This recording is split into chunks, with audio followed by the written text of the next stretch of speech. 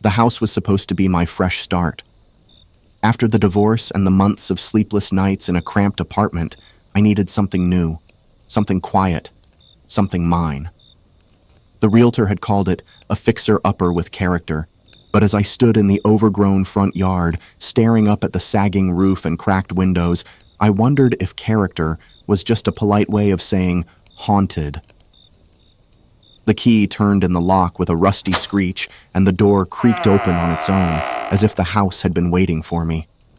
The air inside was cold, despite the warm autumn day, and it carried a faint, metallic smell that made my stomach turn. I stepped inside, my boots echoing on the warped wooden floor. The living room was dim, the sunlight struggling to penetrate the grime-covered windows. A dusty chandelier hung from the ceiling, its crystals catching the light in fractured rainbow patterns. The furniture was old, a threadbare couch, a coffee table with one leg shorter than the others, and a grandfather clock in the corner. The clock wasn't working, its hands frozen at 3:17.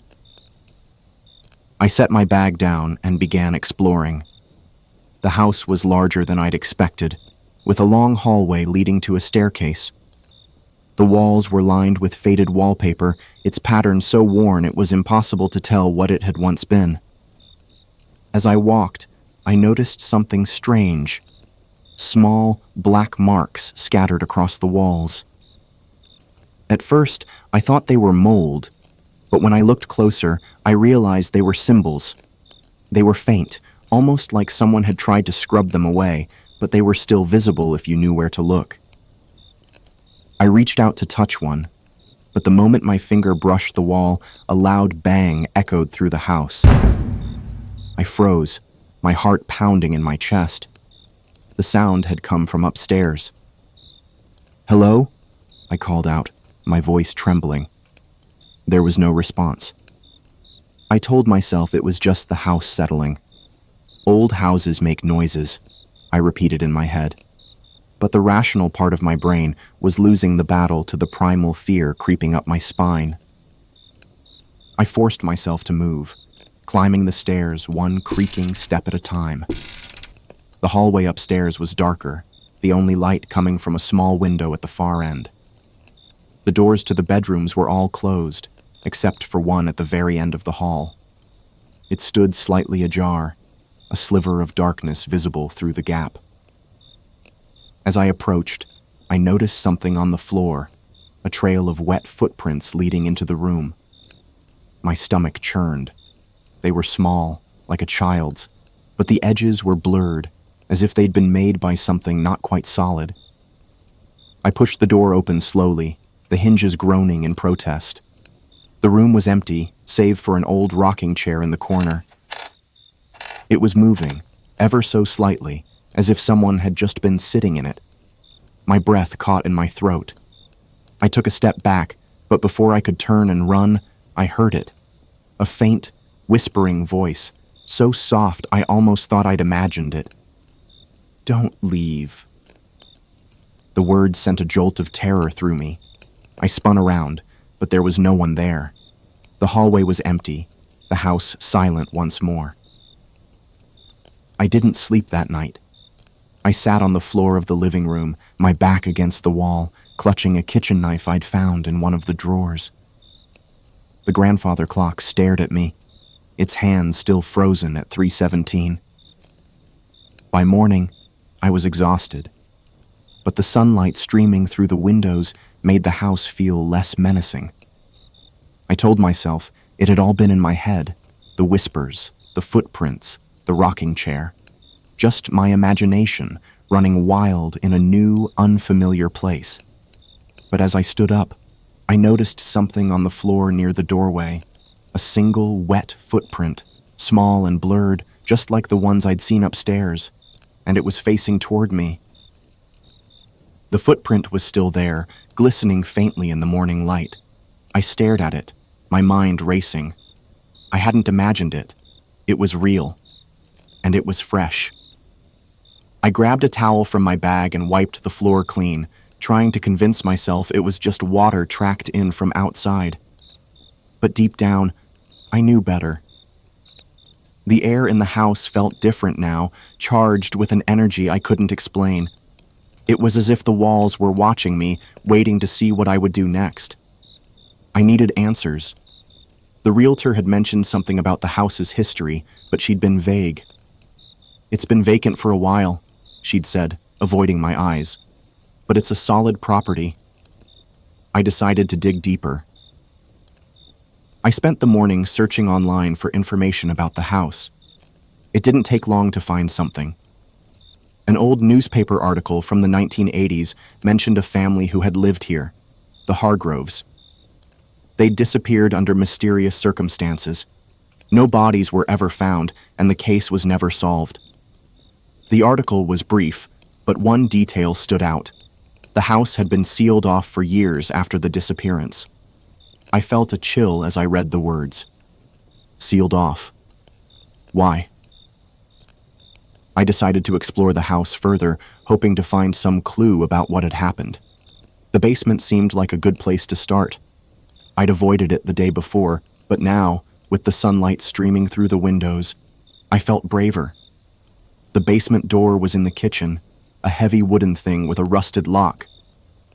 It creaked loudly as I pulled it open, revealing a set of narrow stairs leading down into darkness. I fumbled for the light switch, but nothing happened. The bulb must have burnt out. I grabbed a flashlight from my bag and descended the stairs, each step groaning under my weight. The air grew colder the further down I went, and the smell of damp earth filled my nostrils. The beam of my flashlight danced across the walls, revealing stacks of old boxes, broken furniture, and a thick layer of dust. And then I saw it. In the far corner of the basement was a small table, its surface covered in strange objects. A cracked mirror, a bundle of dried herbs, and a stack of yellowed papers. My heart raced as I approached. The papers were handwritten, the ink faded, but still legible.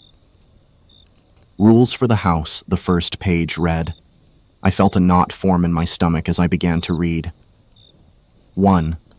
Do not speak to the whispers. If you hear them, ignore them. They are not meant for you. 2. Do not follow the footprints. They will lead you where you do not want to go. 3. Do not look into the mirror after dark. It does not reflect what is real. 4. Do not open the door at the end of the hall. It is not a door. 5. If the clock strikes 3:17, leave the house immediately. Do not look back. At the bottom of the page, in smaller, almost illegible handwriting, was a final line. By reading these rules, you have agreed to play. There is no escape. My breath caught in my throat. Agreed to play? What did that mean? My hands trembled as I held the paper. This had to be a joke, someone's idea of a prank. But the handwriting was old, the paper brittle with age, and the rules. They matched what I'd already experienced. The whispers, the footprints, the clock. I felt a sudden urge to leave, to run out of the house and never look back. But something kept me rooted to the spot. Curiosity? Stubbornness? I wasn't sure. I folded the paper and tucked it into my pocket, deciding to keep it as a warning. As I turned to leave, my flashlight flickered, then went out. No, no, no, I muttered, shaking it desperately. But it was dead. The darkness closed in around me, thick and suffocating. I fumbled for the stairs, my heart pounding in my chest. Just as I reached the first step, I heard it. A soft, rhythmic tapping, like someone knocking on wood. It was coming from the corner where the table was. I froze, my breath catching in my throat. The tapping grew louder, more insistent. And then, a voice. You shouldn't have read the rules. The words were whispered, but they echoed in the small space, sending a jolt of terror through me. I stumbled up the stairs, slamming the basement door shut behind me. I leaned against the door, my chest heaving. The house was silent again, but the air felt heavier, as if it were pressing down on me. I glanced at the clock in the living room. It was still frozen at 3:17. I didn't know what to do. The rules were clear, but they didn't explain what would happen if I broke them, and I'd already broken one. I had read them. As I stood there, trying to calm my racing thoughts, I noticed something on the floor near the basement door, a single wet footprint, and it was facing toward me. The footprint was unmistakable, small, blurred, and glistening faintly under the dim light of the kitchen. My stomach churned as I stared at it, my mind racing. I'd wiped the last one away, but here it was again, fresh and deliberate. I grabbed the towel again and scrubbed at the floor, my hands shaking. The rules echoed in my head, each one a warning I'd already ignored. Do not follow the footprints. But what if they followed me? I needed to get out of the house, even if just for a moment. The walls felt like they were closing in, the air thick with something I couldn't name. I grabbed my keys and headed for the front door, but as I reached for the handle, I froze. The door was locked. I jiggled the handle, but it wouldn't budge. I tried the deadbolt, but it was stuck. Panic rose in my chest as I fumbled with the lock, my fingers slipping. The windows, I could break a window if I had to. But as I turned to look, I noticed something strange. The windows were fogged over, but not from the outside. The fog was on the inside, as if the house itself was breathing. I wiped at the glass with my sleeve, but the fog didn't clear. Instead, I saw something move in the reflection. A shadow, quick and fleeting, like someone passing behind me. I spun around, but the room was empty. My heart was pounding now, my breath coming in short, shallow gasps. I needed to think, to stay calm. The rules. I pulled the folded paper from my pocket and read them again, my eyes lingering on the last one. If the clock strikes 3:17, leave the house immediately. Do not look back. The clock hadn't moved since I'd arrived. It was stuck at 3:17, its hands frozen in place. But what if it started working again? What if it struck that time? I didn't want to find out. I decided to search the house for another way out. The back door was my best bet. I moved through the kitchen, my footsteps echoing in the silence. The house felt different now, darker, as if the shadows were alive and watching. As I passed the living room, I noticed something on the floor near the grandfather clock. A trail of wet footprints leading from the basement door to the clock itself. My stomach dropped. They hadn't been there before. I forced myself to keep moving, my eyes fixed on the back door.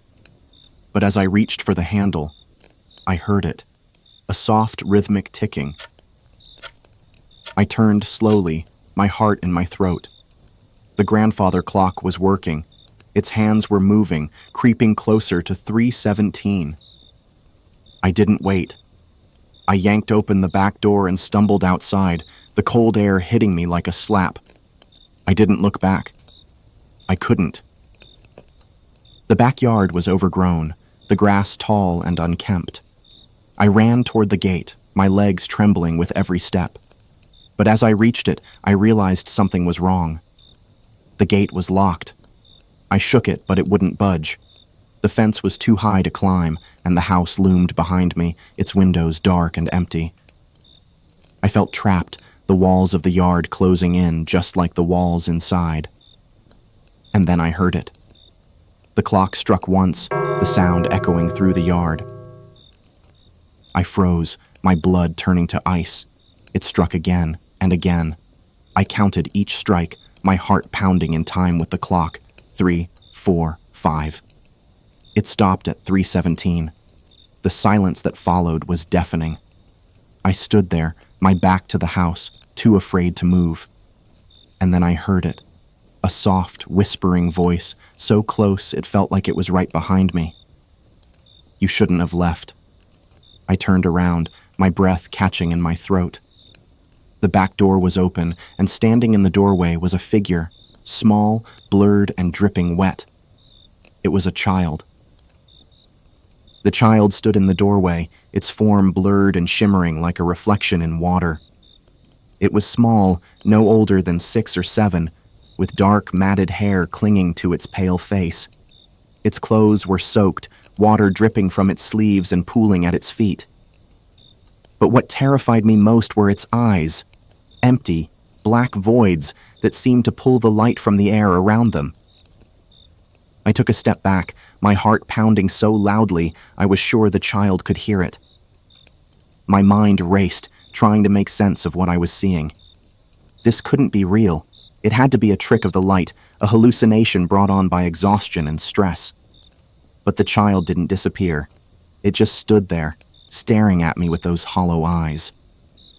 "You shouldn't have left," it whispered again, its voice soft but carrying an unnatural weight, like it was speaking directly into my mind. I wanted to run, to scream, to do anything but stand there frozen in place. But my body wouldn't obey. It was as if the child's gaze had pinned me to the spot, rooting me in place with a force I couldn't fight. The child tilted its head, studying me with an expression that was both curious and menacing. Then it took a step forward, its bare feet making no sound as they touched the ground. The water dripping from its clothes didn't soak into the grass. Instead, it pooled around its feet, forming small, shimmering puddles that reflected the gray sky above. I finally found my voice, though it came out as a hoarse whisper. "What do you want?" The child didn't answer. It just kept moving toward me, one slow, deliberate step at a time. I stumbled backward, my legs finally obeying, but the gate was still locked and the fence was too high to climb. I was trapped. I glanced over my shoulder, searching for something, anything I could use to defend myself. There was nothing but overgrown grass and a rusted garden bench. I turned back to the child, my breath coming in short, panicked gasps. "Stay back!" I shouted, my voice cracking.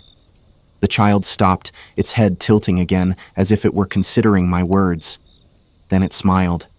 The smile was wrong. It stretched too wide, revealing rows of tiny, needle-like teeth that glinted in the dim light. My stomach turned, and I felt a wave of nausea wash over me. This wasn't a child. It was something else, something wearing the shape of a child. "You broke the rules," it said, its voice still soft but now laced with a chilling amusement. "Now you have to play." I didn't know what it meant, but I didn't want to find out. I turned and ran along the fence, searching for a way out. The child didn't follow. It just stood there, watching me with that terrible smile. I reached the corner of the yard and found a section of the fence that was slightly lower than the rest. Without thinking, I grabbed the top of the fence and pulled myself up, my hands slipping on the damp wood. I managed to haul myself over, landing hard on the other side.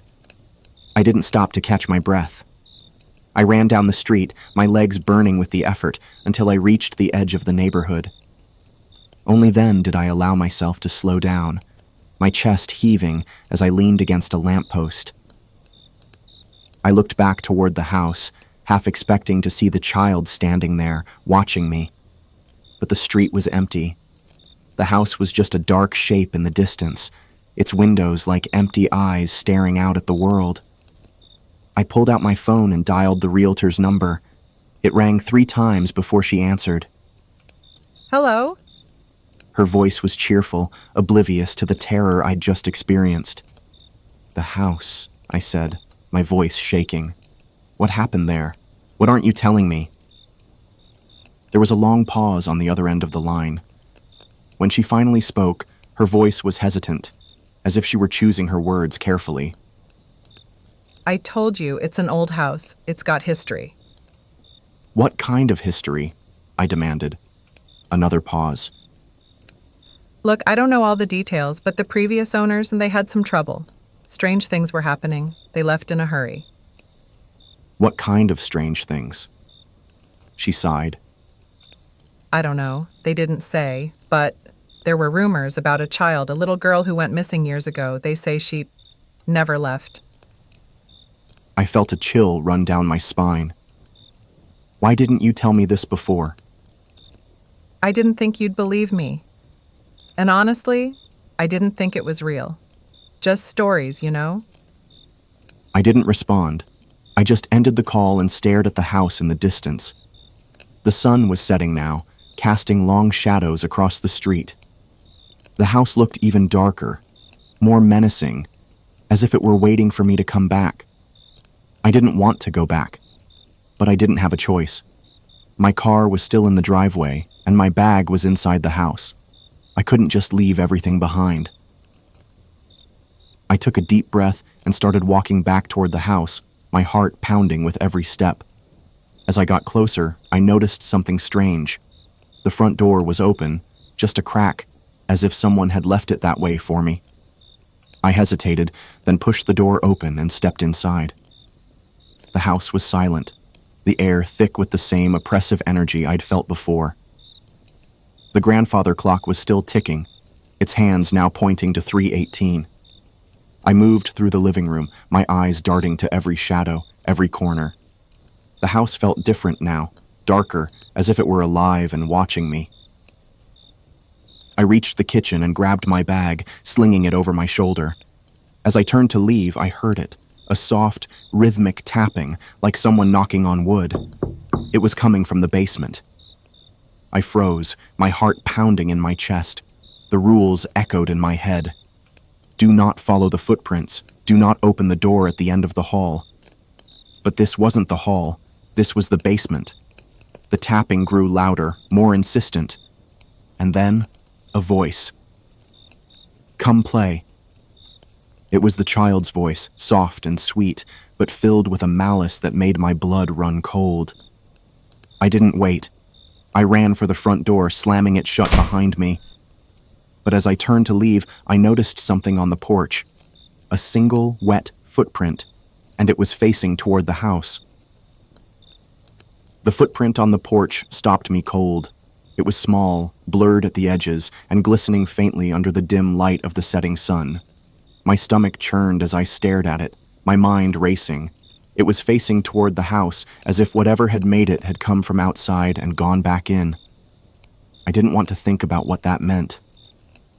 I stepped off the porch and hurried to my car, fumbling with the keys as I tried to unlock the door. My hands were shaking so badly that I dropped them twice before finally getting the door open. I threw my bag into the passenger seat and climbed in, slamming the door shut behind me. The engine roared to life, and I peeled out of the driveway, not caring about the squeal of tires or the cloud of dust I left in my wake. I didn't know where I was going. I just knew I couldn't go back to that house. Not yet. Maybe not ever. I ended up at a diner on the outskirts of town, a rundown place with flickering neon lights and a parking lot full of potholes. It wasn't much, but it was open, and it was far enough from the house to make me feel safe, for now. I sat in a booth by the window, my hands wrapped around a cup of coffee I didn't remember ordering. The warmth of the mug did little to chase away the chill that had settled deep in my bones. I pulled out my phone and started searching for information about the house. The realtor had mentioned a missing girl, but I needed more than rumors. I needed answers. It didn't take long to find something. An old newspaper article from the 1980s mentioned the Hargrove family, who had lived in the house before it was sealed off. According to the article, the family had disappeared under mysterious circumstances. No bodies were ever found, and the case was never solved. But there was more. Buried in the comments section of an old forum thread, I found a post from someone claiming to be a relative of the Hargroves. They said the family had been plagued by strange occurrences before their disappearance. Footsteps in the hall, whispers in the night, and a little girl who would appear in their dreams, beckoning them to follow her. The post ended with a warning. Don't go into the basement, that's where she waits. I felt a chill run down my spine. The basement. That's where I'd found the rules. That's where the tapping had come from. I didn't want to go back, but I knew I had to. Because I'd left something behind. Something I couldn't live without. When I'd fled the house earlier, I'd forgotten my phone. It was still in the basement, on the table where I'd left it after reading the rules. My entire life was on that phone. Contacts, photos, bank information, everything. And worse, it had my daughter's number. My ex-wife had full custody, and that phone was the only way I could reach her. If I lost it, I'd lose her too. I sat there for a long time, staring at my coffee, trying to convince myself that I could just call the police or the realtor and have them retrieve it for me. But deep down, I knew that wasn't an option. The house wasn't just a place, it was a presence, and it had already marked me. If I sent someone else in there, I'd be putting them in danger. I had to go back. The house was dark when I returned, the windows like black voids staring out at the night. I parked my car at the end of the driveway and sat there for a long time, staring at the front door. The rules echoed in my head, each one a warning I'd already broken. Do not speak to the whispers. Do not follow the footprints. Do not look into the mirror after dark. Do not open the door at the end of the hall. If the clock strikes 3:17, leave the house immediately. Do not look back. I took a deep breath and got out of the car, my flashlight in one hand and the kitchen knife from earlier in the other. The air was cold, the kind of cold that seeps into your bones and stays there. I stepped inside, the floorboards creaking under my weight. The house was silent, but the silence felt alive, like it was waiting for me to make a move. I moved through the living room, my flashlight cutting through the darkness. I found my phone on the basement table just where I'd left it. I grabbed it and shoved it into my pocket, my hands trembling with relief. But as I turned to leave, I heard it, a soft, rhythmic tapping coming from the corner of the room. I froze, my heart pounding in my chest, the rules echoed in my head. Do not go into the basement. That's where she waits. But the tapping didn't stop. It grew louder, more insistent, like a heartbeat. And then I heard something else. A faint, whispering voice, so soft I almost thought I'd imagined it. You forgot something. I felt a chill run down my spine. The voice was coming from the corner where the table was. I didn't want to look, but I couldn't leave without knowing what I'd forgotten. I turned, my flashlight beam sweeping across the room, and then I saw it. On the floor, near the table, was a small, wet handprint. It was fresh, glistening in the light, and it led to something lying in the shadows. I stepped closer, my heart pounding in my chest. And then I saw what it was. A doll. It was old, its porcelain face cracked and stained, its dress tattered and soaked with water. Its eyes were black and empty, and its lips were curled into a faint, knowing smile. And then it moved. Its head tilted, its glassy eyes locking onto mine. And then it spoke, its voice soft and sweet, but filled with a malice that made my blood run cold. You shouldn't have come back. I stumbled back, my flashlight slipping from my hand. It hit the floor and rolled away, its beam flickering before going out. The darkness closed in around me, thick and suffocating. I could hear the doll moving, its tiny footsteps soft but deliberate, coming closer with every second. I turned and ran for the stairs, my hands fumbling in the dark. I could hear the doll behind me, its voice whispering in my ear. You can't leave. You broke the rules. I reached the top of the stairs and slammed the basement door shut, leaning against it as I tried to catch my breath. The house was silent again, but the air felt heavier, as if it were pressing down on me. I glanced at the clock in the living room. It was 3:17. The clock struck once, the sound echoing through the house. I didn't wait. I ran for the front door, my heart pounding in my chest. The clock struck again. And again. I reached the door and yanked it open, the cold night air hitting me like a slap. The clock struck a fourth time. I stepped outside, but as I turned to close the door, I heard it. A soft, whispering voice, so close it felt like it was right behind me. You can't leave. I turned around, my breath catching in my throat. The child was standing in the doorway, its form blurred and shimmering, its black eyes fixed on mine. You broke the rules, it said, its voice filled with a chilling amusement. Now you have to stay. I didn't wait. I ran down the driveway, my legs burning with the effort, and didn't stop until I reached my car. I climbed in and slammed the door shut, my hands shaking as I fumbled with the keys. All I cared about was getting away from that house. But as I drove, I couldn't shake the feeling that I was being watched. The rearview mirror showed nothing but empty road behind me, but the sensation persisted, a prickling at the back of my neck that made me glance over my shoulder every few seconds. And then I saw it. In the reflection of the rearview mirror, sitting in the back seat, was the doll. Its cracked porcelain face was turned toward me, its black eyes gleaming in the dark. "You can't leave," it whispered, its voice soft and sweet. "You broke the rules."